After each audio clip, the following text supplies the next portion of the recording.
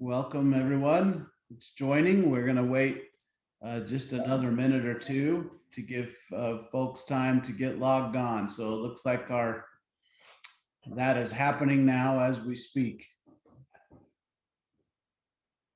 Thank you all for joining us. We will get started momentarily. Stan and Carolyn, Matt White sent a message saying, "We're so proud of our partnership. Thank you for joining the Aggie family." And I It's echo our that. pleasure. I echo that. All right. Well, I think in the interest of time, we don't really have that much time set aside for these breakout sessions. So we need to end promptly at 6:50 Mountain Time. So let's get started. My name is Derrik Tollefson, and I am a professor of social work and head of the Department of Sociology, Social Work, and Anthropology. And as of July 1st, I will be the Stan and Carolyn Block Professor of Social Work. That will be my honor to take that position. Part of my responsibilities also include serving as the director of the I-System Institute for Transdisciplinary Studies. And that is the proud home of mind-body bridging here at Utah State University.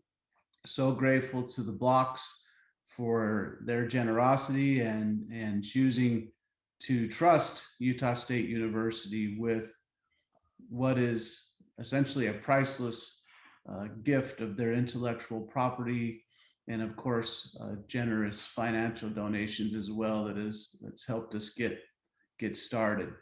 So we're going to have an experiential piece to this, but just by way of a little bit of background, and Stan and Carolyn have joined us, but they have asked me to just take point with this and run with it. But they are on the list of panelists here. So if you have a question for them, just put that in the Q&A and I will get that to them so they can answer. So what is mind-body bridging? Well, it's really hard to describe that in just a couple of minutes, but one way to think about it is that mind-body bridging is an evidence-based suite of interventions or practices that are known to enhance resilience and promote wellness and lead to optimal performance. And mind-body bridging skills can be broken down into kind of two categories. One we often call our sensory awareness skills. These skills, which sometimes we refer to just simply as bridging skills, they cultivate a present focused awareness of one's body, thoughts, emotions. And we also have strategies or techniques that enhance awareness and understanding of one's own thought processes, and these allow us to reevaluate non-productive and limiting expectations of ourselves, others, and the world that lead to maladaptive or non-optimal behavior. So that's a really quick introduction to mind-body bridging. So MBB, as we call mind-body bridging for short, is based on the premise that something that we call the I-System, and this was a model that Stan and Carolyn has developed, it underlies many of our individual and social problems.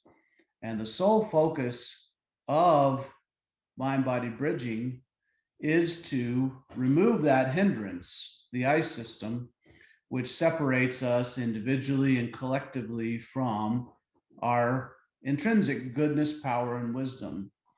This could create a world where suffering, racism, inequality, and other of humanity's persistent and pernicious problems can be replaced by healing and fairness and harmony.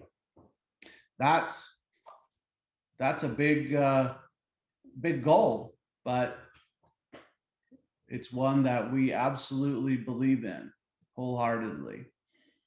So mind-body bridging skills, this is a list of those. It means recognizing that you have an I-System and understanding what it feels like in your mind and body when the I system is active or dominant. We use a skill called mapping, and we're going to actually have an experience with that here in a second. Sensory awareness skills, which we've already talked about. Other skills include recognizing and diffusing requirements, recognizing and diffusing depressor thoughts and storylines, and recognizing and diffusing fixer thoughts and storylines. So today we only have time to just tackle one of these. So here's where the experience happens.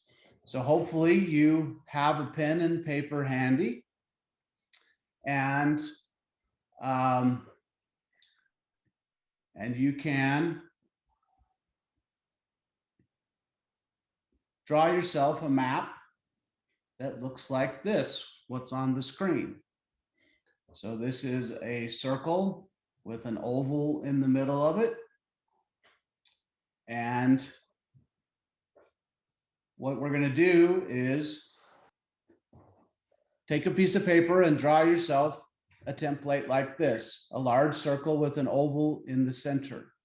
And in the center of that oval, I want you to write down something that is currently troubling you or distressing you, something that's causing you to use a lot of brain time, if you will, hijacks your attention quite a bit. Put that thing in the center of the oval. Once that thing is in the center of the oval, just begin to write outside the oval, inside the circle, just write whatever comes to mind as you look at the words that you've put in the center here. Write without editing, without judging. Just write whatever comes to mind. And I'm going to give you just a minute to do that in the interest of time.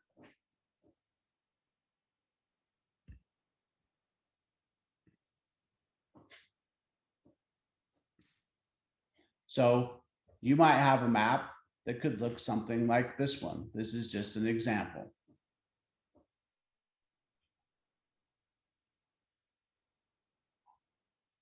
Just write down whatever comes to mind, again, without editing.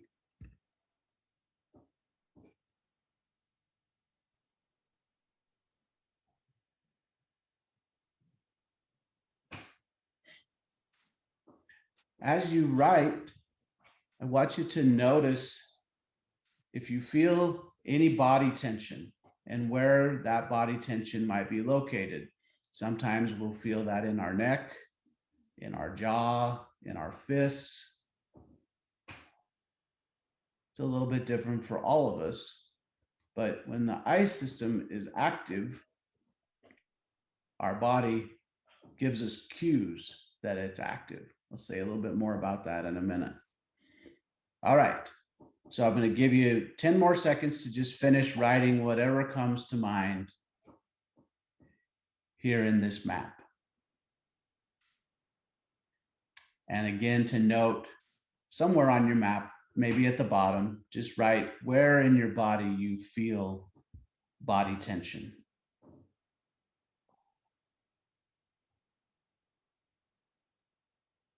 This is part of learning to recognize the I system. Okay. Now, you might have a map that looks a little bit something like this. Now, what I want you to do is turn that paper over or get a new piece of paper and use the same template. So draw a circle with an oval in the middle of it. And I want you to write the same troubling situation inside the oval that you used with the first map.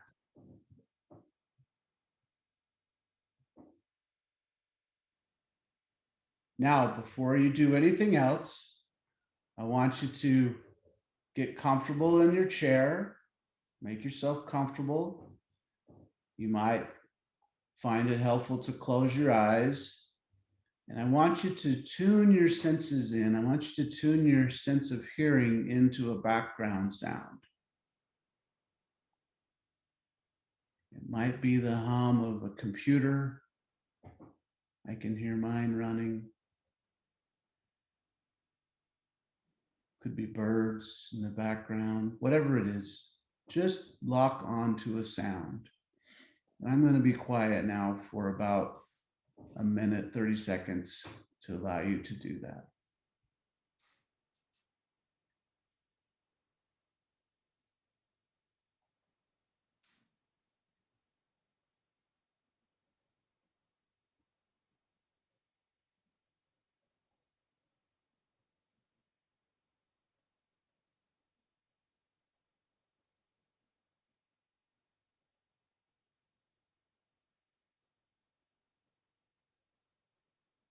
If your attention wanders, just bring it back to the sound.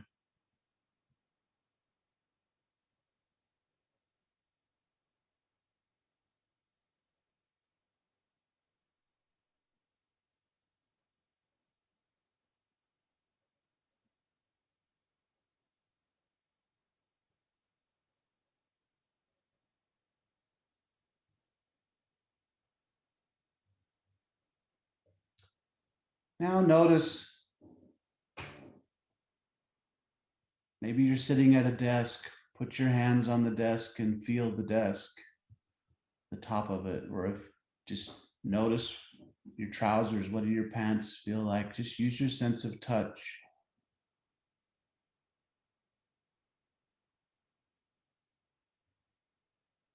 Notice your feet on the floor. Maybe the weight of gravity on your body. Okay, now if you have your eyes closed, open them up, look at the words inside the oval, and now I just want you to write, again, whatever comes to mind without editing. Here around the oval. Just write whatever comes to mind.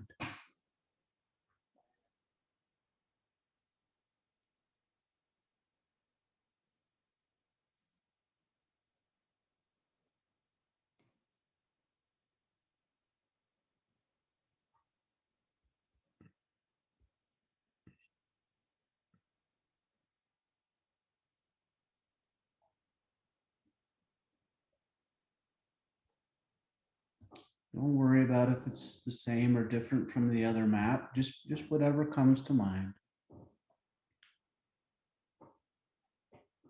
I'll give you about 30 more seconds to do that.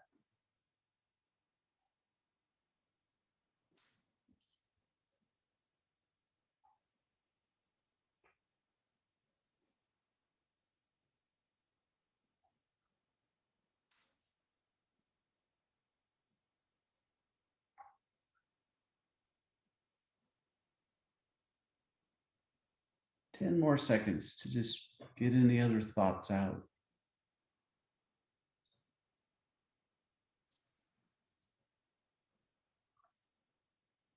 Now, if we had more time and we could actually see and interact well with each other, we would talk about the similarities or differences between the two maps. Often what we find on the second map after we've used our senses is we find that the second map is different.